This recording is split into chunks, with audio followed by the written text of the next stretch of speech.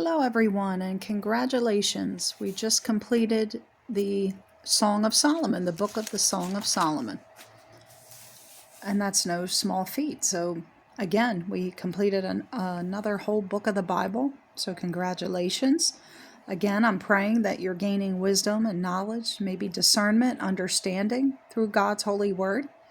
And with that being said, I looked up some information to dig a little bit deeper into the Song of Solomon, and not just what we see or hear as we're reading on the surface.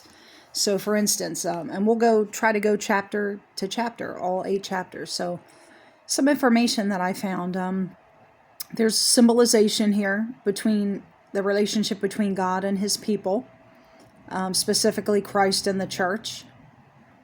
The characters are seen, again, like I said, allegorically. The Shulamite bride represents the church, and the beloved, traditionally identified as Solomon, is representing Christ. So it's like an allegory. The descriptions of love and desire and commitment are understood as a depiction of spiritual love and devotion. Let's see, what else can I find here? Again, like it breaks it down that the Shulamite is a symbol of the bride or the church, and that Solomon represents Christ.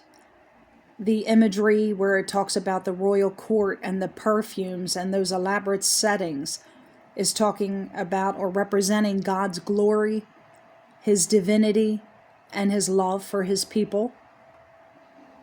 The daughters of Jerusalem serve as figures of a broader community or a chorus of witnessing, affirming the relationship, similar to like how others would observe Christ and his love for the church.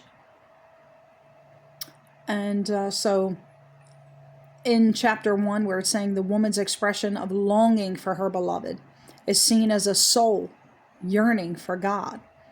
The commitment between the lovers serves as a metaphor for the faithful that are enduring the covenant between Christ and his church, that commitment. And then we see the intimacy, which can be a description of physical and emotional intimacy, but also understood as spiritual communion and a union that believers will have with Christ. So as you can see, each chapter is going to have these allegorical type statements that's going to point to something beyond what's on the surface. So I hope you can see that, and you can certainly look up this information yourself and gain even more knowledge, and maybe you'll find out even in more than I have even found. But that's what each chapter, I'm going to go through each one though and see if I can find more information on each chapter. So that's some of what we see just right here, beginning in chapter 1 and on a few chapters beyond. So we'll come back and see what we find on chapter 2. Thanks for listening. God bless you.